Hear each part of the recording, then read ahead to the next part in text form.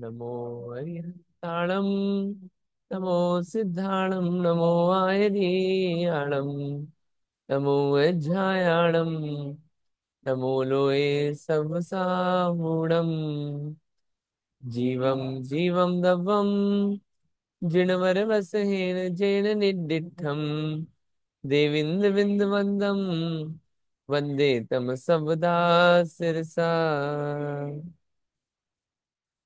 कल अपनी गाथा 127 कंप्लीट हुआ था। इसमें चूलिका पढ़ रहे थे। चूलिका में अपन ने देखा था क्रिया, कारण, अकारण, सप्रदेशी, एक, क्षेत्र, मूर्त, परिणामी, अपरिणामी, जीव, ये सब देखा था हमने। कौन से द्रव्य को क्या बोलते हैं, कौन सा द्रव्य कारण है। अब इसके आगे आता है कर्ता।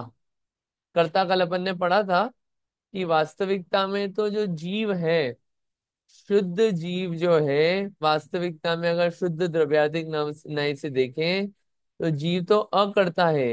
न जीव बंध का करता है, न मोक्ष का करता है, न पुण्य पाप का करता है, न घट पट आदि का करता है। किसी का भी करता नहीं है जीव।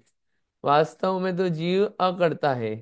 लेकिन अशुद्ध निश्चय नय से देखें, अगर अशुद्ध पर्याय से देखें तो जितने भी शुभ और अशुभ यो उपयोग हो रहे हैं, यानी कि पुण्य पाप बंद का कर्ता, उनके फल का भोगता, ये सब कौन है? इसका जीव है। अगर हम अशुद्ध निश्चय नय से देखें तो ऐसा इसको समझ लेना चाहिए। शुद्ध और अशुद्ध निश्चय नय से कर्ता अकर्ता बताया है।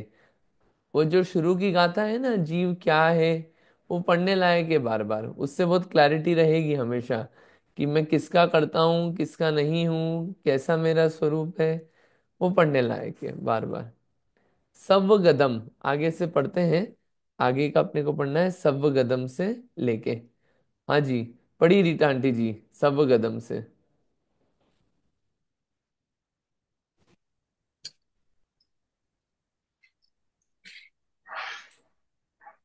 सौवगदम लोक और अलोक में व्याप्त होने की अपेक्षा से आकाश को सर्वगत कहा जाता है। लोकाकाश में व्याप्त होने की अपेक्षा से धर्म और अधर्म द्रव्य सर्वगत है। जीव द्रव्य एक जीव की अपेक्षा से लोक पुराण नामक समुद्घात की अवस्था के अतिरिक्त असर्वग असर्वगत है, परंतु भिन्न भिन्न जीवों की अपेक्षा से सर्वगत ही है। पुद्गल द्रव्य लोक व्यापक महास्कंद की अपेक्षा से सर्वगत है और शेष पुद्गलों की अपेक्षा से सर्वगत नहीं है। काल द्रव्य एक काला कालाणु द्रव्य की अपेक्षा से सर्वगत नहीं है। लोकाकाश के प्रदेश के बराबर भिन्न भिन्न काल काल अणुओं की विपक्षा काल द्रव्य लोक में सर्वगत है। हम्म। इदम एक ईद मिनट, एक मिनट, ह्यम। एक मिनट, एक मिनट। श्योर। देखिए पैराग्राफ में क्या आया है कि जो आकाश द्रव्य है वो क्या है? सर्वगत है। क्यों सर्वगत है? सर्वगत यानी कि सब जगह व्याप्त है, लोक में भी अलोक में भी, इसलिए आकाश द्रव्य क्या है? सर्वगत है। धर्म अधर्म द्रव्य अगर आप लोकाकाश की अपेक्षा से देखोगे तो क्या है? सर्वगत है। लेकिन पूरे आकाश की अपेक्षा से देखोगे तो सर्वगत नहीं है। जीव द्रव्य जो है, अगर उसको समुद्घात की अपेक्षा से देखोगे तो क्या है? सर्वगत है। ठीक है। लेकिन अगर समुद्घात की अपेक्षा से नहीं देखोगे एक जीव द्रव्य को तो वो क्या है? असर्वगत है। लेकिन आप भिन्न भिन्न जीवों की अपेक्षा से देखो तो अगर अलग अलग जीव हैं, अगर बहुत सारे सारे जीवों को देखो तो क्या है? पूरे लोक में व्याप्त है ना, तो उस अपेक्षा से सर्वगत है। पुद्गल द्रव्य क्या है? अगर महास्कंद देखो, महास्कंद उसे बोलते हैं जिसमें सारे परमाणु मिलके सबसे बड़ा जो होता है वो महास्कंद होता है, तो पूरे लोक में व्याप्त होता है वो। और बाकी पुद्गलों की अपेक्षा से देखो तो सर्वगत नहीं है। काल द्रव्य जो है, अगर एक कालाणु की अपेक्षा से देखो तो एक कालाणु तो एक प्रदेश पे रहता है, तो सर्वगत नहीं है। लेकिन अगर सारे कालाणुओं की अपेक्षा से देखो काल द्रव्य को तो वो सर्वगत है, सब जगह व्याप्त है। ऐसे अपेक्षा लगा के समझ लेना कि कौन कहाँ पे व्याप्त है, कौन कहाँ पे रहता है, कौन कितनी जगह पे रहता है, ऐसा इसका आशय है। आगे पढ़िए। ईद रहीम यह पवे से, यद्यपि सर्वद्रव्य व्यवहार नय से एक क्षेत्र अवगाह होने से एक दूसरे में प्रवेश करके रहते हैं, तो भी निश्चय नय से चेतना आदि अपने अपने स्वरूप की नहीं छोड़ते हैं। इब्राहिम या पवे से, कि भले ही एक ही जगह पे सारे द्रव्य रहते हैं व्यवहार से, लेकिन निश्चय से सब अपने अपने स्वरूप को नहीं छोड़ते। आप देखिए, जहां पे आकाश द्रव्य है वहीं पे मैं बैठा हूं, वहीं पे जीव है, मैं हूं, वहीं पे ये शरीर है, लेकिन एक ही जगह रह रहे हैं, एक दूसरे में प्रवेश करके रह रहे हैं व्यवहार से। आकाश पुद्गल में, पुद्गल जीव में से सब एक दूसरे में मिलजुल के एक ही जगह रह रहे हैं ना। उसके बावजूद भी कभी भी जीव का चेतन गुण अचेतन नहीं हुआ, पुद्गल का स्पर्श गुण चेतन नहीं हुआ, और जीव का चेतन गुण स्पर्श गुण नहीं हुआ, आकाश का अवगाहन गुण कभी चेतन गुण नहीं हुआ। मतलब आप देखिए, जो जो गुण है, जो स्वरूप है, वो अपना स्वरूप नहीं छोड़ते द्रव्य। सारे द्रव्य अपने स्वरूप में बने रहते हैं। कितनी गजब की बात है। आश्चर्य होना चाहिए चीज देख के, कितने गजब के द्रव्य हैं, कैसी रचना है। किसी ने इन द्रव्यों को बनाया नहीं है, कोई मैनेज नहीं कर रहा है, अपने आप इनका मैनेजमेंट चल रहा है। इन द्रव्य इतने गजब हैं। ये वास्तविक स्वरूप है द्रव्यों का, कि एक द्रव्य दूसरे द्रव्य रूप नहीं होता। कभी भी ये जीव पुद्गल नहीं होगा। अपन जीव को पुद्गल मानना छोड़ दें, जब हो नहीं सकता तो माने क्यों। ठीक है, पढ़िए आगे। सारांश यह है कि इन छह द्रव्यों में वीतराग, चिदानंद, एक आदि गुण स्वभावी और शुभाशुभ मन, वचन और काय के व्यापार रहित निज शुद्धात्म द्रव्य ही उपादेय है। इतनी बात इसलिए बताई सारे द्रव्यों की डिटेल में, कि देखो इन छह द्रव्यों में वास्तविक जो ग्रहण करने लायक है वो क्या है। वो एक अपना जीव द्रव्य, अपना शुद्धात्म, शुद्ध आत्म द्रव्य ही उपादेय है। राग द्वेष रहित वीत राग भाव वाला अपना आत्मा ही उपादेय है, ग्रहण करने लायक है, वही चिंतन करने लायक है, वही मनन करने लायक है, वही प्रकट करने लायक है। ये इन छह द्रव्यों का सार है। अब हे उपादेय स्वरूप का विशेष विचार करते हैं। हे यानी छोड़ने लायक कौन, और उपादेय यानी ग्रहण करने लायक कौन, इसका हम विशेष विचार करते हैं। पढ़िए क्या विचार है। आ, इसके पश्चात पुनः छह द्रव्यों में हे उपादेय स्वरूप का विशेष विचार करते हैं। वहां शुद्ध निश्चय नय से शक्ति रूप से सर्व जीव शुद्ध बुद्ध एक स्वभावी होने से उपादेय है, और व्यक्ति रूप से पंच परमेष्टि ही उपादेय है। उनमें भी पंच परमेष्टियों में भी अरहंत और सिद्ध, ये दो ही उपादेय है।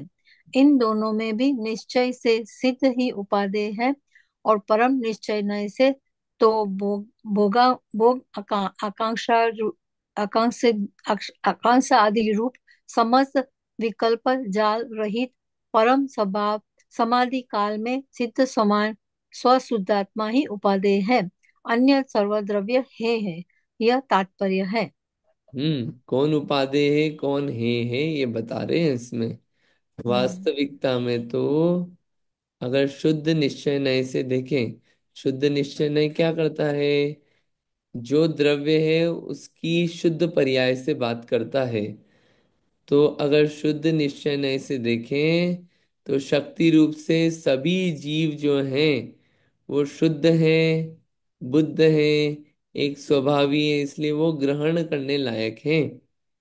लेकिन व्यक्ति नहीं हुई है उस शक्ति की, वो शक्ति प्रकट नहीं हुई है सब जीवों में। प्रकट किन में हुई है, पंच परमेष्टि में। तो ये पांच परमेष्टि उपादेय हैं, ग्रहण करने लायक हैं। 12 भावना आती है जयचंद जी छाबड़ा साहब की। द्रव्य रूप करि सर्व थिर, पर जय थिर है कौन। द्रव्य दृष्टि आपालको, पर जय नय करि गौन। शुद्धातम अरु पंच गुरु, जग में शरणो दोए, मोह जिय के व्रता, आन कल्पना होए। अच्छी है, काफी पढ़ने लायक है। तो शुद्धातम रूप पंच गुरु जग में शरणो दोए। शक्ति रूप से यह जीव शरण है, और व्यवहार से व्यक्ति रूप से ये पंच परमेष्टि ग्रहण करने लायक है। इन पांच परमेष्टियों में भी जिन्होंने, जो भगवान बन गए हैं, ऐसे अरहंत और सिद्ध ग्रहण करने योग्य हैं। इन अरहंत और सिद्ध में भी जिन्होंने पूर्णता प्राप्त कर ली है, ऐसे सिद्ध भगवान परम उपाधि ग्रहण करने लायक है। और सिद्ध का भी बात करी, तो अगर हम परम निश्चय ने ऐसे बात करें, तो भोग आकांक्षा आदि रूप समस्त विकल्प जाल रहित परम समाधि काल में सिद्ध समान स्वशुद्ध आत्मा ही उपादेय है। अपना आत्मा ही उपादेय है उस समय, जब वो भोग आकांक्षा आदि से रहित हो, कोई विकल्प नहीं हो, परम अपने आत्म समाधि में लीन हो, सिद्ध समान हो, उस समय में अपना आत्मा ही उपादेय है। बाकी सब द्रव्य जो हैं वो हे हैं। ये पांच परमेष्टि भी मदद करने लायक चैनल है अपने आप तक पहुंचने के लिए। ये पांच परमेष्टि भी चैनल है, मददगार है। पहले इनकी मदद लेंगे, इनको देखेंगे, इनको समझेंगे, इनको समझ के अपने आप को समझेंगे, तो इसलिए वो उपादेय कहे हैं। वास्तव में तो ग्रहण करने लायक अपना जीव द्रव्य है, कि वही सिद्ध बनेगा। आगे पढ़िए। शुद्ध बुद्ध एक स्वभाव, इस पद का क्या अर्थ है? मिथ्यात्व रागादि समस्त विभाव रहित होने से आत्मा शुद्ध कहलाता है, और केवल ज्ञानादि अनंत गुणों से सहित होने से आत्मा बुद्ध कहलाता है। शुद्ध बुद्ध का लक्षण सर्वत्र इस प्रकार जानना। क्या अब बता, चूली का, सॉरी, गो इस है। पैराग्राफ में बताया शुद्ध बुद्ध एक स्वभाव, आप बार बार बोलते हो, इसका मतलब क्या है? बहुत बार आया। शुद्ध मतलब वहां पे अब कोई गंदगी नहीं है। न राग की गंदगी, न द्वेष की, न मोह की, न मिथ्यात्व की। सारे विभाव से रहित जो आत्मा है वो शुद्ध है। और बुद्ध यानी कि समझदार बुद्ध, केवल ज्ञान आदि अनंत गुण से सहित है, उसे कहते हैं बुद्ध। तो ये आत्मा कैसा है? शुद्ध और बुद्ध है, ऐसा इस आत्मा का लक्षण है। हाँ भी संसारी अवस्था में भी शुद्ध बुद्ध है, प्रकट नहीं हुआ पर्याय में, लेकिन द्रव्य तो शुद्ध बुद्ध है। उस द्रव्य को और पर्याय को इक्वलाइज करेंगे तो वो प्रकट होगा।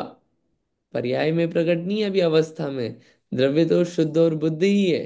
द्रव्य जो है वो कभी गंदा नहीं हुआ, पर्याय में मलिनता है। पर्याय यानी कि अवस्था में। तो इसलिए बोलते हैं उपादेय क्या है? अपना शुद्ध बुद्ध एक जीव द्रव्य, ये उपादेय है, ग्रहण करने लायक है, यही प्राप्त करने योग्य है। आगे पढ़िए। अब चूली का शब्द का अर्थ कहा जाता है किसी पदार्थ के विशेष व्या, व्याख्यान को कथन किए गए विषय में अकथित अकथित विषय के व्याख्यान को, और कहे गए तथा नहीं कहे गए विषय के मिश्र व्याख्यान को चूली का कहते हैं। ये कल अपन ने देखा था, विशेष व्याख्यान हो एक पॉइंट, दूसरा कोई बात नहीं कही गई हो किसी विषय में तो उसका व्याख्यान करना, और कह दी गई हो या नहीं कह दी गई हो इसके मिले जुले व्याख्यान को चूलिका कहते हैं। इस प्रकार से पहले अधिकार की छह द्रव्यों की चूलिका समाप्त हुई, पूर्ण हुई। ठीक है। ये आपका पहला अधिकार 27 गाथाओं द्वारा पूर्ण हुआ। इसमें कम से कम आपको ये समझ में आया होगा, छह द्रव्य हैं, छह द्रव्य के अलावा पांच अस्तिकाएं हैं। इन छह द्रव्यों में जीव द्रव्य कैसा है हमने एक अपेक्षा से मान रखा था, सारे नयों से देखा तो जीव कैसा है ये समझ पड़ा होगा। और सारे बाकी के द्रव्य पता चले होंगे, कितनी जगह घेरते हैं, कहाँ रहते हैं, ये द्रव्यों के बारे में पता चला होगा। अस्थि का एक नई चीज पता चली होगी, कालाणु पता चला होगा। ऐसे सब कुछ आपको एक विषय पता चला होगा। ये द्रव्य संग्रह की विशेषता है। ये द्रव्य को संग्रह करके ये बात कही। जीवम जीवम दब्बम, वहां से चालू हुई थी बात अभी। ठीक है। अब अपना दूसरा अधिकार प्रारंभ होता है, लेकिन उसमें जो पहला अधिकार है अपना, उसके क्वेश्चन नंबर 79 तक दिए थे। अब 80 से लगा के 100 तक 20 क्वेश्चन और आपको देंगे। आप 31 जनवरी तक उसको सॉल्व करके भेज देना, फिर सारे क्वेश्चन एक साथ चेक कर लेंगे। ठीक है, तो पहला अधिकार आपका अच्छे से पूरा पढ़ना हो जाएगा और अच्छा बढ़िया हो जाएगा। दूसरा अधिकार आज प्रारंभ करते हैं। गाथा तो आज चालू नहीं होगी, लेकिन दूसरे अधिकार का एक जो बिगिनिंग होती है कि दूसरे अधिकार में क्या पढ़ने वाले हैं, ये बातें क्यों लिखी, वो सब क्लैरिटी हो जाएगी। तो दूसरा अधिकार समझ में आएगा। जो दूसरा अधिकार है, आप मान के चलिए 7 तत्व 9 पदार्थ का अधिकार है। जो आपका तत्वार सूत्र का छठा, सातवां, आठवां और नौवां अधिकार है, वो पूरा इस दूसरे अधिकार में आ जाएगा। आपका पांचवा अधिकार तो पूरा पहले अधिकार में आ गया। पहले अधिकार में आ गया, जीव और अस्थि का है। तो 5, 6, 7, 8, 9 अधिकार हो जाएंगे। इनफैक्ट दूसरा नहीं, तीसरा, हाँ, तीसरा और चौथा अधिकार भी आपके दूसरे अधिकार में आ जाएगा तत्वार सूत्र का। बचेगा पहला, दूसरा, सम्यक दर्शन, सम्यक ज्ञान, वो सब वो आपका तीसरे अधिकार में वो सब वर्णन आ जाएगा। ठीक है, तो एक बात समझिए कि तत्वार सूत्र को ही वापस से समझा रहे हैं दूसरे तरीके से। अद्वितीय अधिकार कहा जाता है। दूसरे अधिकार में क्या वर्णन आएगा? दूसरे अधिकार का नाम क्या है? 7 तत्व 9 पदार्थ अधिकार। दूसरे अधिकार में कितनी गाथाएं आएगी, क्या क्या बातें आएगी, किस बारे में समझाओगे, ये सब बातें पूरी शिष्य को आचार्य बता रहे हैं। पढ़ी नीतू दीदी, पढ़िए इसको। अब द्वितीय अधिकार कहा जाता है। इसके पश्चात जीव और पुद्गल द्रव्य के पर्याय रूप आश्रव आदि 7 पदार्थों का 11 गाथाओं में व्याख्यान करते हैं। उनमें प्रथम आसवंधन इत्यादि अधिकार की सूचना रूप एक गाथा है। तत्पश्चात आश्रय पदार्थ के व्याख्यान रूप से आस्वादिजेण इत्यादि 3 गाथाएं हैं। तत्पश्चात बंध का व्याख्यान करने के लिए बज्झदि कम्मम आदि 2 गाथाएं हैं। तत्पश्चात संवर का कथन करने के लिए चेदड़ परिणामों इत्यादि 2 गाथाएं हैं। तत्पश्चात निर्जरा के प्रतिपादन रूप जह कालेण तवेणीय आदि 1 गाथा। तत्पश्चात मोक्ष रूप के कथन के लिए सवस कम्मणों आदि 1 गाथा। और इसके बाद पुण्य और पाप इन दोनों के कथन के लिए सुह असुह इत्यादि 1 गाथा है। इस प्रकार 11 गाथाओं में 7 स्थलों के द्वारा द्वितीय अधिकार में कही समुदाय गई है। समुदाय पातनी का समुदाय भूमिका कही गई है। देखिए, जो दूसरा अधिकार है उसमें 7 तत्व और 9 पदार्थ को समझाएंगे। ठीक है। अब 7 तत्व 9 पदार्थ जो हैं इनको हम 11 गाथाओं में समझा देंगे। 27 गाथा हमने जीव द्रव्य और बाकी 6 द्रव्य समझाने के लिए ली। अब 7 तत्व जो हैं और पदार्थ हैं इनको समझाने के लिए मात्र 11 गाथाएं लेंगे, क्योंकि जीवा जीव तो हमने आपको अच्छे से समझा दिया। अब बचा क्या? आश्रव, बंध, संवर, निर्जरा, मोक्ष, पुण्य, पाप। ये बातें समझाने के लिए, ये 7 बातें समझाने के लिए हम 11 गाथाएं लेंगे। तो उसमें पहली गाथा में तो 11 गाथाओं का डिवीजन कैसे है? पहली गाथा में तो आपको बताएंगे कि देखो, इन इन के बारे में हम बात करेंगे। आश्रव, बंध, संवर, निर्जरा, मोक्ष, पुण्य, पाप के बारे में बात करेंगे पहली गाथा में, तो ये बोलेंगे। फिर 3 गाथा में आश्रव समझाएंगे। 2 गाथाओं में आपको बंध समझाएंगे और 2 गाथाओं में संवर समझाएंगे। 1 गाथा में निर्जरा समझाएंगे। 1 गाथा में मोक्ष समझाएंगे और 1 गाथा में पुण्य पाप समझाएंगे। ऐसे 11 गाथाओं में पूरा समझा देंगे। अब आप देखो, निर्जरा समझाने के लिए आचार्य उमा स्वामी ने 50 से ज्यादा सूत्र लिखे संवर्ण निर्जरा समझाने के लिए। बंध समझाने के लिए सूत्र लिखे उनने बहुत ज्यादा, लिखे कि नहीं? आश्रव समझाने के लिए पूरा छठा अधिकार लिखा है कि नहीं, आश्रव बंध संवर्ण निश्चय ये सब समझाने के लिए पूरे पूरे अधिकार लिखे। इन्होंने एक एक दो दो गाथाओं में पूरा आपको आश्रव बंध संवर्ण निश्चय मोक्ष सब समझा दिया। ऐसे 11 गाथाओं में पूरा 7 तत्व और 9 पदार्थ अपना कंप्लीट हो जाएगा। ठीक है। तो दूसरे अधिकार में कितनी गाथाएं हैं? 11 गाथाएं। मतलब अगर आपने पुराने अधिकार में 27 गाथाएं याद नहीं की, तो कम से कम अब नया चालू हो रहा है, तो इस दूसरे अधिकार की 11 गाथाएं तो याद कर ही लेना, छोड़ना मत, नए से याद करना। चलिए आगे पढ़ते हैं। अब शिष्य कुछ प्रश्न कर रहा है, तो करते हैं प्रश्न, समझते हैं। पढ़िए। यहाँ शिष्य प्रश्न करता है, यदि एकांत से आपकी आवाज कम हो गई। कम हो गई आवाज? ओके, हाँ, बहुत कम हो गई। यहाँ शिष्य प्रश्न करता है। अबे आ रही है आवाज? बढ़िया आ रही है। ओके। यहाँ शिष्य प्रश्न करता है, यदि एकांत से जीव और अजीव ये दो द्रव्य परिणामी हो तो संयोग पर्याय रूप एक ही पदार्थ सिद्ध हो, और यदि एकांत से अपरिणामी हो तो जीव और अजीव द्रव्य रूप दो ही पदार्थ सिद्ध हो। अतः आश्रवादी 7 पदार्थ किस प्रकार सिद्ध होते हैं? उसका प्रश्न समझ उत्तर। प्रश्न समझते हैं पहले। आपने परिणामी और अपरिणामी समझाया। ऊपर क्या बोले थे? परिणामी मतलब कि जो विभाव और स्वभाव रूप परिणमे, उसे हम परिणामी बोलते हैं। और जो स्व विभाव रूप नहीं परिणमे, उसे क्या बोलते हैं? अपरिणामी बोलते हैं। तो आपने जीव और उद्गल ये दो द्रव्यों को आपने क्या बोला था? परिणामी बोला था। तो यह प्रश्न उठाया कि मान लो हम जीव और अजीव इन दो को परिणामी बोले, तो जीव और अजीव के मिलने से जो पर्याय बनेगी वो तो सेम सिद्ध हो जाएगी, क्योंकि परिणामी रहेगी पर्याय, अगर आप इन द्रव्यों को परिणामी मान रहे हो तो। और यदि एकांत से ऐसा मान लो कि अपरिणामी है, विभाव रूप होते ही नहीं है, तो क्या होगा? जीव और अजीव जो है, बस ये दो ही पदार्थ सिद्ध होंगे।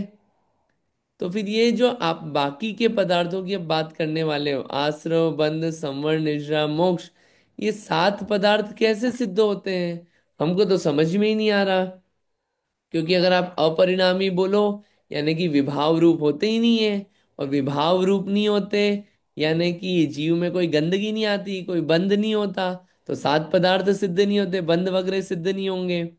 और परिणामी अगर आप बोलो, तो जीव और अजीव जो है, ये मिलके क्या है? एक ही पदार्थ हो जाएगा।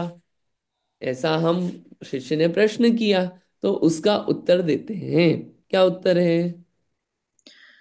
उसका उत्तर, कथनचित परिणामी पने के कारण 7 पदार्थ सिद्ध होते हैं। कथनचित परिणामी पने का क्या अर्थ है? जिस प्रकार स्फटिक मणि स्वभाव से निर्मल है तो भी जपा पुष्पादि उपाधि जनित पर्यायांतर। पर्यायतर पर्याय पर्यायांतर। पर्यायंतर रूप परिणति को ग्रहण करता है। यद्यपि स्फटिक मणि उपाधि ग्रहण करता है तो भी निश्चय से शुद्ध स्वभाव को नहीं छोड़ता है। उसी प्रकार जीव भी यद्यपि शुद्ध द्रव्यार्थिक नय से सहज शुद्ध चिदानंद एक स्वभावी है, तो भी अनादि कर्म बंध पर्याय के वश रागादि पर द्रव्य उपाधि पर्याय को ग्रहण करता है। यद्यपि जीव पर पर्याय रूप से परिणमित होता है तो भी निश्चय से शुद्ध स्वरूप को नहीं छोड़ता है। पुद्गल भी इसी प्रकार है। ऐसा परस्पर सापेक्षपना कथनचित परिणामीपना शब्द का अर्थ है। इस प्रकार कथनचित परिणामीपना होने से जीव और पुद्गल के संयोग रूप परिणति से रचित होने के कारण आश्रयवादी 7 पदार्थ सिद्ध होते हैं, और वे 7 पदार्थ पूर्वोक्त जीव और अजीव द्रव्य के साथ मिलकर 9 होते हैं। अतः 9 पदार्थ कहने में आते हैं। अभेद नय से पुण्य और पाप इन 2 पदार्थों का आश्रय पदार्थ में अथवा बंद पदार्थ में समावेश करने की अपेक्षा से 7 तत्व कहे जाते हैं। देखिए यहाँ पे क्या कहा कि हम कथनचित परिणामी बोलते हैं इन जीव और अजीव को, इसलिए 7 पदार्थ सिद्ध होते हैं।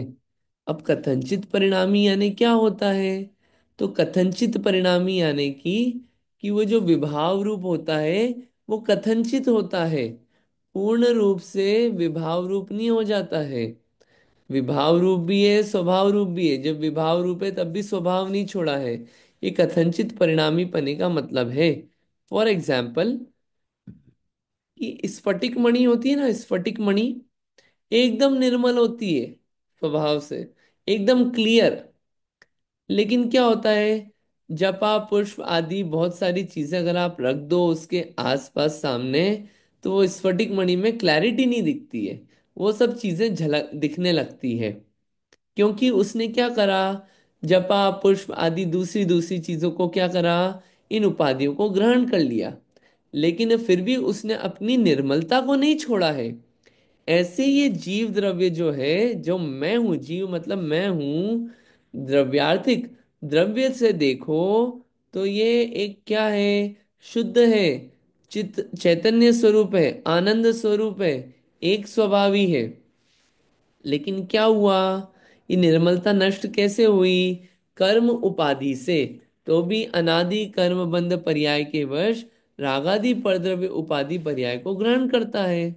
कर्म बंधते हैं तो पर्याय मिलती है, राग आदि होते हैं तो परद्रव्य की उपाधि को ग्रहण करता है। यद्यपि पर पर्याय रूप से परिणमित होता है, तो भी निश्चय रूप से शुद्ध स्वरूप को नहीं छोड़ता।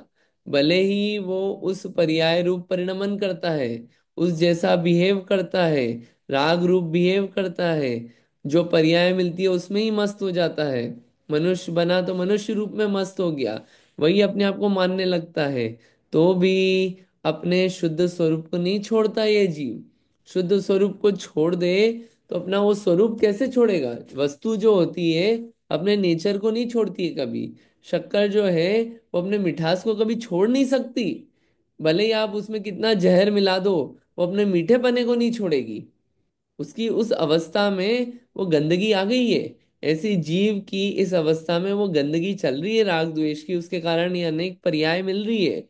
स्त्री पुत्र रूप पर्याय मिली अपने को, मनुष्य रूप मिली, तिर्यंच रूप मिलेगी, अनेक अनेक रूप मिलती है। तो भी जीव अपने शुद्ध स्वरूप को नहीं छोड़ता। पुद्गल का भी यही नेचर है, पुद्गल भी अपने शुद्ध स्वरूप को नहीं छोड़ता। ऐसा परस्पर अपेक्षा से क्या करना, कथनचित परिणामी पने शब्द का अर्थ समझना कि देखो भैया, अपने शुद्ध स्वरूप को नहीं छोड़ते हुए भी क्या होता है, जो उपाधि मिली उस रूप हो जाना, ये क्या है, ये कथनचित परिणामी पना है। शुद्ध स्वरूप भी है, अशुद्ध स्वरूप भी है। इस प्रकार कथनचित परिणामीपना होने से जीव और पुद्गल के संयोग रूप परिणति से रचित होने के कारण आश्रवादी 7 पदार्थ सिद्ध होते हैं। अब देखो, परिणाम कथनचित परिणामीपना बोला ना, तो जीव और अजीव एक नहीं हुए, पर्याय एक मिलने के बावजूद भी। और परिणामीपना कथनचित बोला कि अशुद्धता भी आती है, यानी कि कर्म आश्रव गंदगी भी आ रही है, गंदगी बंध भी रही है, हो रहा है ना। वे संवर्ण निद्रा मोक्ष इस तरह से सिद्ध होते हैं। और वे 7 पदार्थ पूर्वोक्त जीव और अजीव द्रव्य के साथ मिलकर 9 होते हैं। अगर इनके साथ अगर आप पुण्य पाप को मिला दो तो 9 पदार्थ कहने में आते हैं। एक्चुअलिटी में तो पुण्य और पाप अगर आप भेद नहीं करोगे, खोल खोल के बात नहीं करोगे, अभेद रूप से बात करोगे, फर्दर ग्रुपिंग नहीं करो, तो पुण्य पाप को आप आश्रव और बंध में ही डाल सकते हो कि पुण्य पाप का बंध हुआ, पुण्य पाप का आश्रव हुआ। लेकिन और इनको खोल के अगर आप बात करो तो 7 तत्व के अलावा 9 पदार्थ भी सिद्ध हो जाते हैं। ऐसा कथनचित परिणामी पने से 7 तत्व और 9 पदार्थ सिद्ध होते हैं, ऐसा यहाँ पर कहा गया है। आपको एक क्वेश्चन दिया था मैंने कि जीव द्रव्य भी है, जीव अस्तिकाय भी है, जीव तत्व भी है, और जीव पदार्थ भी है। तो ये किस अपेक्षा से है, ये आपको क्वेश्चन दिया हुआ है मैंने, आप लोग सोच रहे होंगे। ठीक है, अगला प्रश्न अपन पढ़ते हैं, तो आपको ख्याल आएंगी बातें। आई होप क्लैरिटी बन रही होगी चीजों में। आई होप अनक्लियर नहीं होगा, या ऐसा नहीं हो रहा होगा कि चलो पढ़ते जा रहे हैं, कुछ तो अपना ज्ञान खिल रहा होगा। हाँ जी, प्रश्न पढ़िए, क्या लिखा है। प्रश्न। हे भगवान, यद्यपि कथंचित परिणामीपने के बल से भेद प्रदान पर्यायार्थिक नय से 9 पदार्थ और 7 तत्व सिद्ध हुए, तो भी उनसे क्या प्रयोजन है? जिस प्रकार अभेदन से पुण्य और पाप पदार्थ का अंतर्भाव 7 तत्वों में हो गया, उसी प्रकार विशेष अभेदन की विवक्षा में आश्रमवादी पदार्थों का भी जीव और अजीव इन 2 द्रव्यों में अंतर्भाव करने पर जीव और अजीव ये 2 पदार्थ ही सिद्ध होते हैं। यहाँ तक क्वेश्चन है इनका, और ये अभेद न है, अभेद नहीं लिखा है। ठीक है, यहाँ पे प्रश्न पूछा वापस से कि आपने कथनचित परिणामी इस पॉइंट को लाके ये तो प्रूव कर दिया कि अगर हम और पर्याय देखें इन जीव और अजीव की, तो 9 पदार्थ और 7 तत्व सिद्ध हो गए। लेकिन इनसे प्रयोजन क्या है, 9 पदार्थ और 7 तत्व से? आपने जैसे बोला कि पुण्य और पाप को आश्रव और बंध में डाल सकते हैं, ऐसे ही आप एक काम करो, आश्रव बंध संवर निजरा ये जो है, ये भी जीव और अजीव की विशेष पर्याय है। क्योंकि आश्रव क्या है, कर्मों का आना जीव में, जीव की अशुद्ध अवस्था है, तो पर्याय हुई ना जीव की। तो क्या करो आप इसको जीव और अजीव में ही गर्भित कर दो, 7 तत्वों को भी। तो पदार्थ कितने हो जाएंगे, 2 ही पदार्थ सिद्ध होंगे। तो इतनी लंबी चौड़ी बात ही नहीं होगी। तो प्रयोजन क्या है, इतना खोल खोल के बात कर रहे हो, 7 तत्व 9 पदार्थ, जीव और अजीव की बात करो, उनकी पर्याय हैं ये आश्रव बंध संवर निद्रा। कि बंध क्या है, जीव में क्या होना, अशुद्ध परिणामों का आना, बने रहना, ये क्या है, बंध है। और कर्मों का बंधना, तो अजीव क्या हुआ, कर्मों का बंधना। जीव में क्या हुआ, पर्याय में अशुद्ध परिणाम बने हुए हैं, है ना। तो ये क्या हुई, इनकी पर्याय हुई ना। तो जीव और अजीव 2 ही पदार्थ की बात करते हैं, आप 7 तत्व की बात कर रहे हो, 9 पदार्थ की, इतना खोल खोल के बात करने की जरूरत क्या है। ये क्वेश्चन ऐसा शिष्य ने उठाया है। अब इस शंका का परिहार करते हैं, इस शंका को दूर करते हैं। बताइए क्या है आंसर। इस शंका का परिहार करते हैं। हेय और उपादेय तत्व का परिज्ञान कराने रूप प्रयोजन के लिए आश्रमवादी पदार्थों का व्याख्यान करना योग्य है। वही कहते हैं, अक्षय अनंत सुख वह उपादेय तत्व है, उसका कारण मोक्ष है। मोक्ष का कारण संवर और निर्जरा ये 2 हैं। उसका कारण विशुद्ध ज्ञान दर्शन स्वभावी निजात्म तत्व के सम्यक श्रद्धा ज्ञान अनुचरण रूप लक्षण युक्त निश्चय रत्नत्रय स्वरूप और उसका साधक व्यवहार रत्नत्रय रूप है। अब हे तत्व कहा जाता है। पहले आपको इतना बताते हैं, क्या बताया है इसमें कि हम इतनी खोल खोल के इतनी डिटेल में क्यों बात कर रहे हैं। कि देखो, हमारा प्रयोजन तो ये है कि आपको पता चल जाए कि कौन सा तत्व ग्रहण करने लायक है और कौन सा तत्व छोड़ने लायक है, किसको पकड़ के रखना और किसको छोड़ना। इसलिए हम आश्रवादी पदार्थों का व्याख्यान कर रहे हैं, और वो व्याख्यान करना योग्य है। इसी बात को कहते हैं कि वास्तविकता में रखने लायक क्या है, अपन क्या रखना चाहते हैं। अनंत सुख, अपने को सुख चाहिए, सुख भी कैसा चाहिए, अनंत सुख चाहिए, जिसका कभी अंत नहीं हो, ऐसा सुख चाहिए अपने को, सबको ये चाहिए। और अक्षय हो, जिसका कभी क्षय नहीं हो, ऐसा सुख ही ग्रहण करने लायक है। और उसे सुख का कारण क्या है, मोक्ष है। मोक्ष है, मोक्ष रूप अवस्था, वो अक्षय अनंत सुख है, वही ग्रहण करने लायक है। और मोक्ष का कारण क्या है, संवर और निर्जरा है, ये 2 है। और संवर निर्जरा का कारण क्या है, जो अपना विशुद्ध ज्ञान दर्शन स्वभावी निजात्म तत्व है, उसका सम्यक श्रद्धान करना, ज्ञान करना और चारित्र आचरण करना, वही उसका कारण है। ऐसे संवर और निर्जरा का, और वो संवर निर्जरा मोक्ष का कारण है। और वही वो इस सम्यक दर्शन ज्ञान चारित्र को क्या बोलते हैं? निश्चय रत्नत्रय बोलते हैं। और उस निश्चय रत्नत्रय में हेल्पफुल कौन है? व्यवहार रत्नत्रय है। इसलिए हम आपको मोक्ष, संवर और निर्जरा समझा रहे हैं, क्योंकि ये ग्रहण करने लायक है मोक्ष। और उस ग्रहण करने लायक के लिए हेल्पफुल कौन है? संवर और निर्जरा। इसलिए हम आपको इतना खोल खोल के बता रहे हैं, इसलिए समझो इसको। अब हे तत्व कहा जाता है कि छोड़ने लायक तत्व क्या है? पढ़िए। किसी और को पढ़ना है क्या? ये 4 लाइन आप पढ़ लीजिए, फिर और कोई पढ़ लेगा। ठीक है। आकुलता उत्पन्न करने वाला नरक गति आदि का दुख और निश्चय से इंद्रिय जनित सुख हेय तत्व है। उसका कारण संसार है। संसार का कारण आश्रव और बंध 2 पदार्थ हैं। उनका कारण पूर्वोक्त व्यवहार और निश्चय रत्नत्रय से विलक्षण मिथ्या दर्शन ज्ञान चारित्र ये 3 हैं। इस प्रकार हेय और उपादेय तत्व का व्याख्यान करने पर 7 तत्व और 9 पदार्थ स्वयमेव सिद्ध हुए। अब छोड़ने लायक तत्व कौन से हैं? कि जिनसे भैया आकुलता उत्पन्न हो, दुख उत्पन्न हो, कि जिनसे नरक गति आदि दुख मिले। और क्या है? जो वास्तविकता में इंद्रिय जनित सुख है, वो सब क्या है छोड़ने लायक है। और इनका कारण क्या है? संसार है। और संसार का कारण क्या है? आश्रव और बंध है। तो इसलिए संसार का कारण समझाएंगे आपको, तो आप वो छोड़ोगे। मोक्ष का कारण समझाएंगे तो उसको ग्रहण करोगे। और मोक्ष समझाएंगे कि मोक्ष इतना अच्छा है, तो मोक्ष ग्रहण करोगे। इसलिए हम आपको संसार का कारण बता रहे हैं, मोक्ष का कारण बता रहे हैं।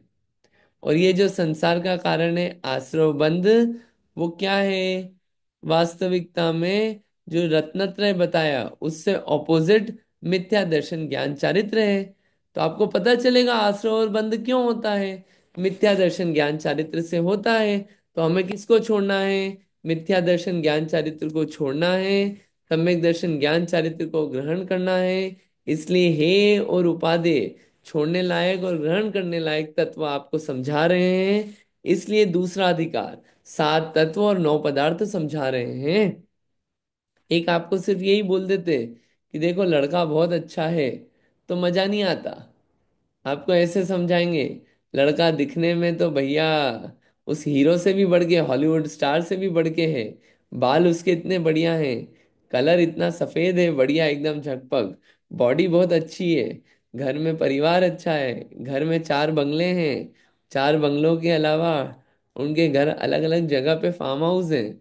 और उनके पास 5-6 गाड़ियां हैं, 10-20 नौकर हैं। तो महिमा आती है। इतना खोल खोल के बताया ना, ग्रहण करने लायक है। तो ऐसे ही खोल खोल के डिटेल में बताएंगे मोक्ष कैसा है, आश्रव बंध कैसा है, इतना खोल खोल के बताएंगे। तो समझ में आएगा कि ये छोड़ना है, ये ग्रहण करना है, पर हमको अपने आप को सुखी करना है। इसलिए इतना ये दूसरा अधिकार अपना चलेगा। आई होप समझ में आ रहा होगा। ये भूमिका बन रही है अपने दूसरे चैप्टर की। ठीक है, एक आध पैराग्राफ और चलेगा, फिर कंप्लीट होगा। हाँ जी, इंदिरा जी पढ़ेंगे आप? तो पढ़िए अगला पैराग्राफ। हाँ, जय जिनेन्द्र। अब किस पदार्थ का कर्ता कौन है, उसका कथन किया जाता है। निज निरंजन शुद्धात्मा भावना से उत्पन्न परम आनंद जिसका एक लक्षण है, वैसे सुखामृत के रसास्वाद से परम परामुख जीव बहिरात्मा कहलाता है। वह बहिरात्मा आश्रव, बंध और पाप इन 3 पदार्थों का कर्ता होता है। और किसी समय मिथ्यात्व और कसाय का मंद उदय होने पर भोगों की आकांक्षा आदि निदान बंध से भविष्य काल में पापानुबंधे पुण्य पदार्थ का भी कर्ता होता है। और जो पूर्वोक्त बहिरात्मा से विपरीत लक्षण वाले सम्यक दृष्टि है, वह संवर, निर्जरा और मोक्ष इन 3 पदार्थों का कर्ता होता है। जब वह रागादि विभाव रहित परम सामायिक में स्थिर होने में समर्थ नहीं होता है, तब विषय कषायों से उत्पन्न दुर्याधा दु, दु, दुर्ध्यान से बचने के लिए संसार की स्थिति का छेद करता हुआ पुण्यानुबंधी तीर्थंकर नाम कर्म की प्रकृति आदि विशिष्ट पुण्य पदार्थ का भी करता होता है। देखिए क्या बताया यहाँ पे कि कौन किस पदार्थ का करता है सात तत्वों में। तो एक है बहिरात्मा। बहिरात्मा उसे बोलते हैं ऐसी आत्मा जिसका अपनी आत्मा की तरफ ध्यान नहीं है और बाहर की तरफ ध्यान है, जो जीव और शरीर को एक मानता है, उसे बहिरात्मा कहते हैं। क्योंकि उसको अपनी शुद्धात्मा से जो आनंद उत्पन्न होता है उससे तो वो बहुत दूर है। उसे बोलते हैं बहिरात्मा। बाहर है जिसकी आत्मा बाहर ही देखती रहती है, शरीर की तरफ ही ध्यान है, शरीर और आत्मा एक है, जो मानता है वो बहिरात्मा है। तो वो कर्ता किसका होता है? जो बहिरात्मा है, आश्रव, बंध और पाप, इन तीन पदार्थों का ही कर्ता होता है, इसी में लगा रहता है। और कभी मिथ्यात्व और कषाय का मंद उदय हुआ, मिथ्यात्व का उदय मंद हुआ, कषाय थोड़ी ठंडी है, तो उस समय किसका करता है? मुझे अच्छे भोग मिल जाए, ऐसी आकांक्षा रहती है। मैं अगले जन्म में इंद्र बन जाऊं, अच्छा देव बन जाऊं, ऐसी वांछा रहती है। मैं बड़ा आदमी बन जाऊं, बड़े पैसे वाला बन जाऊं, ऐसे पुण्य पदार्थ का भी करता होता है। और वो पुण्य कैसा है? पापानुबंधी। उस पुण्य का यूज कैसे कर रहे हो आप? पाप के बंधन में यूज कर रहे हो। एक होता है, क्या होता है, पापानुबंधी पुण्य, कि पुण्य का अभी उदय है, पूरा पुण्य मिला है, पैसे मिले हुए हैं, सामग्री मिली हुई है, चीजें मिली हुई है, सब कुछ मिला हुआ है। उसका यूज किस में कर रहे हो? उसका यूज कर रहे हैं भैया भोगों के उपयोग में, टीवी देखने के उपयोग में, बढ़िया बढ़िया शरीर को अनुकूल सामग्री देने के उसमें। तो क्या पाप का बंध होगा? इसमें उपयोग नहीं हो रहा है उस पुण्य का, कि मंदिर जाने के लिए सामग्री जुटाएंगे, मंदिर के पास में घर लेंगे, इस सामग्री में नहीं, हमको तो बढ़िया फार्म हाउस लेना है, इसमें उपयोग हो रहा है। तो क्या है ये? पापानुबंधी है। पाप में जाए जो पुण्य, वो पापानुबंधी। ठीक है। तो बहिरात्मा इन चीजों का करता होता है। बहिरात्मा से ऑपोजिट होता है सम्यक दृष्टि होता है। वो क्या होता है? वो संवरण, निर्जरा और मोक्ष, इन पदार्थों का करता होता है। मतलब कि क्या है, कि वो भले ही स्थिर नहीं हो पाता अपने स्वरूप में, आत्मा के स्वरूप में स्थिर नहीं रह पाता, राग चलता है, लेकिन विषय कषायों से बचने के लिए, दुर्ध्यान से बचने के लिए क्या होता है, उसको संसार की स्थिति का छेद करना चाहता है। तो क्या होता है कि तीर्थंकर प्रकृति का भी बंद कर लेता है, ऐसे पुण्य का भी वो करता हो सकता है। तो ये बता रहे हैं कौन किसका करता है। बहिरात्मा जो है वो आश्रव बंद ही इकट्ठे करता रहता है, और जो अंतरात्मा है वो समण निजरा की तरफ बढ़ता है। बहिरात्मा जो शरीर और आत्मा को एक माने, बस शरीर है वही मैं हूं, शरीर की बर्थडे मेरी बर्थडे, शरीर का नाश मेरा नाश, ये बहिरात्मा। ठीक है, आगे पढ़िए, आगे ये पैराग्राफ पढ़िए। अब कर्तृत्व के विषय में नई विभाग का कथन करते हैं। मिथ्या दृष्टि जीव को पुद्गल द्रव्य के पर्याय रूप आश्रव, बंध, पुण्य और पाप पदार्थों का कर्तृत्व अनुचरित असद्भुत व्यवहार नहीं से है, और जीव भाव पर्याय रूप आश्रव, बंध, पुण्य, पाप पदार्थों का कर्तृत्व अशुद्ध निश्चय नहीं से है। सम्यक दृष्टि जीव को जो द्रव्य रूप संवर, निर्जरा और मोक्ष पदार्थ का कर्तृत्व है, वह भी अनुपचरित असद्भुत व्यवहार से है, और जीव भाव पर्याय रूप संवर, निर्जरा, मोक्ष पदार्थों का कर्तृत्व विवक्षित एक देश शुद्ध नय से है। परम शुद्ध निश्चय नय से तो है, सॉरी, परम शुद्ध निश्चय नय से तो हे योगी परमार्थ, यह जीव उत्पन्न नहीं होता है, मरता नहीं है, बंध और मोक्ष करता नहीं है। इस प्रकार जिनेन्द्र कहते हैं इस वचन से जीव को बंध मोक्ष नहीं है। बहुत अच्छा, यहाँ पे और क्लियर। अब नए से बात कर रहे हैं। जो अपन ने पुराने नए पढ़े ना, उनकी बात चल रही है। जो ऊपर मिथ्या दृष्टि बताया था, बहिरात्मा जीव, उसको क्या बोला कि वो आश्रव बंध पुण्य पाप का करता है। लेकिन वो इन सब चीजों का करता किस नए से है? अनुपचरित असद्भुत व्यवहार नए से। अनुपचरित असद्भुत व्यवहार नए से क्यों बोला? क्योंकि आश्रव बंध पुण्य पाप ये सब क्या है? ये सब अजीब है। ये पुद्गल की पर्याय है। और दूसरे द्रव्य की पर्याय को दूसरे द्रव्य का कर्ता कहना वो कौन से नय से कहा जाता है? व्यवहार नय से। वो भी अनुपचरित असद्भुत व्यवहार नय से। अनुपचरित क्यों? उपचरित क्यों नहीं लगाया? क्योंकि जहां पर आश्रव है वहीं पे जीव है। जहां बंद होता है वहीं जीव है। एक क्षेत्र है ना। इसलिए अनुपचरित असद्भुत व्यवहार नय। व्यवहार नय क्यों?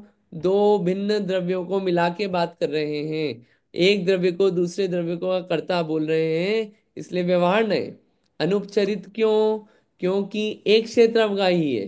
पुण्य पाप आश्रव बंध कहाँ होता है? जहां जीव है वहीं होता है वो सब बंध। इसलिए अनुपचरित असद्भुत व्यवहार नहीं से मिथ्या दृष्टि को इन सब चीजों का कर्ता कहा गया है। और अशुद्ध निश्चय से, अशुद्ध निश्चय यानी कि जो जीव की अशुद्ध पर्याय का कर्ता जीव को कहे। जीव की पर्याय को ही जीव का कर्ता कहे, लेकिन अशुद्ध पर्याय को।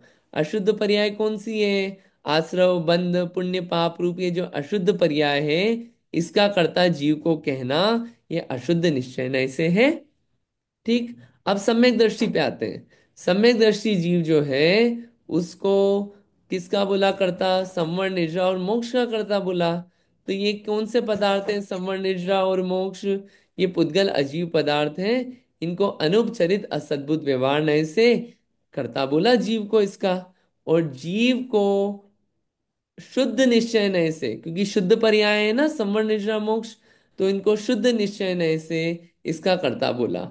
और परम शुद्ध निश्चय नय से आप बोलोगे तो वास्तव में तो बोलेंगे ना जीव बंध करता है, न जीव मोक्ष का करता है, न पुण्य का करता है, न पाप का करता है। जीव तो जीव है, बस मात्र जीव है। ये परम शुद्ध निश्चय नय का कथन है। ऐसे अलग अलग कथन से समझेंगे तो पॉइंट समझ में आता है। समझ में आ रहा है आपको? भारी तो नहीं हो रहा है मैं बोले जा रहा हूं? लेकिन समझ में आ रहा है कि नहीं? ये सब बातें अपनी पड़ी हुई है नई की, फिर भी अपन खोल खोल के बात कर रहे हैं। नहीं समझ में आए तो आप बोलना। इससे समझ में आता है कि देखो, एक है अजीव करता, एक है जीव करता। जीव अपने भावों का करता है, और अजीव जो है वो कर्म रूप चीजों का करता है। सबके कर्ता अलग है। जीव पकड़ पकड़ के कर्म को नहीं बांध रहा है, कर्म पकड़ पकड़ के जीव को नहीं बांध रहे। सब कितना इंडिपेंडेंट काम चलता है। नए से समझो तो समझ में आती है ये बातें। कहने की बातें होती है, समझने की बातें कुछ और होती है। पढ़िए आगे और क्या लिखा है। पूर्वोक्त विवक्षित एक देश शुद्ध शुद्ध निश्चय को आगम भाषा में क्या कहते हैं? जो शुद्ध जो स्व शुद्धात्मा के सम्यक श्रद्धा ज्ञान आचरण रूप होगा, वह भव्य। इस प्रकार भव्यत्व नामक पारिणामिक भाव के साथ संबंधित व्यक्ति कही जाती है। अर्थात भव्यत्व पारिणामिक भाव की व्यक्तता अर्थात प्रगटता कही जाती है, और अध्यात्म भाषा में उसे ही द्रव्य शक्ति रूप शुद्ध पारिणामिक भाव की भावना कहते हैं। अन्य नाम से उसे निर्विकल्प समाधि अथवा शुद्धोपयोग आदि कहते हैं। हम्म। क्योंकि भावना मुक्ति का कारण है, अतः शुद्ध पारिणामिक भाव ध्येय रूप है, ध्यान अथवा भावना रूप नहीं है। ऐसा किसी लिए? हाँ, एक क्वेश्चन और उठा दिया कि यहाँ पे आप बोल रहे हो कि भावना मुक्ति का कारण है। तो जो शुद्ध पारिणामिक भाव है, शुद्ध पारिणामिक भाव क्या है? जीवत्व भाव है। अपन ने पढ़े थे ना पारिणामिक भाव, तत्वार सूत्र अध्याय 2, औपशमिक, शायिक, क्षयक्षमिक, औदैहिक, पारिणामिक। पारिणामिक के तीन भेद, जीवत्व, भव्यत्व, अभव्यत्व। तो जो शुद्ध पारिणामिक है, जो जीवत्व भाव है, वो क्या है? ध्यान करने रूप है, ध्येय रूप है। ध्यान अथवा भावना रूप नहीं है कि बस उसकी भावना भाते रहो, उसका तो ध्यान करना चाहिए। तो ऐसा किस लिए? पढ़िए समाधान। समाधान। ध्यान अथवा भावना रूप पर्याय विनाशिक है और वह शुद्ध पारिणामिक भाव तो द्रव्य रूप होने से अविनाशी है। यहाँ तात्पर्य यह है, मिथ्यात्व रागादि विकल्प जाल रहित निज शुद्धात्मा की भावना से उत्पन्न सहजानंद जिसका एक लक्षण है, ऐसे सुख के संवेदन रूप जो भावना है वह मुक्ति का कारण है। उस भावना को कोई पुरुष किसी अन्य नाम से कहते हैं। इस प्रकार पूर्वोक्त प्रकार से अनेकांत के व्याख्यान से सिद्ध हुआ है कि आश्रव, बंध, पुण्य और पाप ये चार पदार्थ जीव और पुद्गल के संयोग परिणामिक रूप जो विभाव पर्याय है उससे उत्पन्न होते हैं और संवर, निर्जरा तथा मोक्ष ये तीन पदार्थ जीव और पुद्गल के संयोग रूप परिणाम के विनाश से उत्पन्न विवक्षित स्वभाव पर्याय द्वारा उत्पन्न होते हैं। बढ़िया। यहाँ पे बोला कि जो आप, ये बोला ना क्वेश्चन में, कि जो आप ध्यान रूप आपकी पर्याय है वो तो विनाशिक है, और जो द्रव्य रूप है वो अविनाशी है। इसलिए जो द्रव्य रूप है उसका अनुभवन करो, वही मुक्ति का कारण है। और यहाँ पे नीचे कहा कि देखो इस प्रकार अनेकांत से सिद्धि हुई कि आश्रव, बंध, पुण्य और पाप ये चार पदार्थ जीव और पुद्गल के संयोग से होती है, विभाव पर्याय होती है। जीव ने गलती करी, राग द्वेष करा, वो विभाव पर्याय है, उससे कर्म बंधे। तो आश्रव, बंध, पुण्य, पाप जो है ये विभाव पर्याय है, जीव और पुद्गल के मिलने से होती है। और संवर, निज और मोक्ष जो है ये क्या है? जीव और पुद्गल के संयोग से होती है, कि जीव ने अपनी गलती सुधारी, पुद्गल हटता है, जीव सुधरता है, जीव शुद्ध पर्याय को प्राप्त करता है, स्वभाव पर्याय को की उत्पत्ति होती है। तो इसलिए यहाँ पे प्रूव हुआ कि देखो आश्रव, बंध, संवर, निद्रा, मोक्ष, पुण्य, पाप, इनको समझाने की जरूरत है। ये एग्जिस्ट करते हैं, इनको समझाए बिना मुक्ति की प्राप्ति नहीं हो सकती। ऐसे ही एक बेस बनाया है, भूमिका बनाई है चैप्टर नंबर 2 की। अब देखिए बहुत सारी बातें हुई है। पहली बात ये हुई है कि इस अधिकार में 11 गाथा आने वाली है। 11 गाथा में हम सात तत्वों और पुण्य पाप को समझेंगे। दूसरी बात ये आई कि ये सात तत्व होते हैं, कैसे सिद्ध होते हैं? तो हमने बोला कथनचित परिणामी पने के कारण से सिद्ध होते हैं। तीसरा क्वेश्चन ये आया कि भले ही हमने आपने कथनचित परिणामी से सिद्ध कर दिया, लेकिन इनको सिद्ध करने की जरूरत क्या, प्रयोजन क्या है इन सबको डिटेल में समझाने का, सात तत्व नौ पदार्थ को? ये क्वेश्चन आया था तीसरा। तो उसमें हमने बताया देखो आपको उपादेय और हेय बताना है ना, इसलिए ये बताने की आवश्यकता है। फिर चौथी बात आई कि इनमें कौन किसका करता है, कौन से पदार्थ का करता बहिरात्मा है, किसका करता सम्यक दृष्टि है, वो बात आई। वास्तविकता अगर नए से देखें तो कर्ता कौन किसका है, तो नए दृष्टि से हमने देखा कर्ता कौन किसका है। अब ध्यान किसका करना, किसका ध्यान करने से मुक्ति होगी, ये बात आई। तो ऐसे पूरी बात हमने भूमिका में समझ ली कि देखो भैया सात तत्व हैं। अब इन सात तत्वों को हम 11 गाथा में, गाथा नंबर 28 से कल से समझेंगे। ठीक है? आपको समझ में आया? आई होप थोड़ा थोड़ा समझ में आ रहा होगा, नई बातें हैं बट समझ में आ रहा होगा। नहीं समझ में आया तो आप डेफिनेटली पूछिए, 4 बार पूछिए, मैं समझाऊंगा। ठीक है? आई होप ये इंटरेस्टिंग ग्रंथ है, काफी अच्छा है। अब और इंटरेस्टिंग हो जाएगा, बातें बहुत अच्छी आएगी अब। ठीक है? चलिए इतना ही रखते हैं। आप याद करना है गाथा कल से अपने को 28 से, इतना मन बना के आप चलना। चलिए जिनवाणी स्तुति करते हैं, किसी को कुछ बोलना है? नहीं? हाँ भैया, आप बोलिए। दूसरे क्वेश्चन कभी पोस्ट करेंगे? बस ये इस क्लास के बाद अभी पोस्ट कर दूंगा मैं। इस क्लास के बाद टुडे। आज ही पोस्ट कर दूंगा, अभी हाल। Okay, thank you. हाँ जी। जावणी के ज्ञान से सुझे लोकालो, सौवाणी मस्तक नमो सदा दे तूढ़ो। है जिनवाणी भारती, तो ही जपो दिन रैन, जो तेरी शरणा गए, सो पावे सुख चैन। जिनवाणी माता की जय। 9 बार नमोकार मंत्र।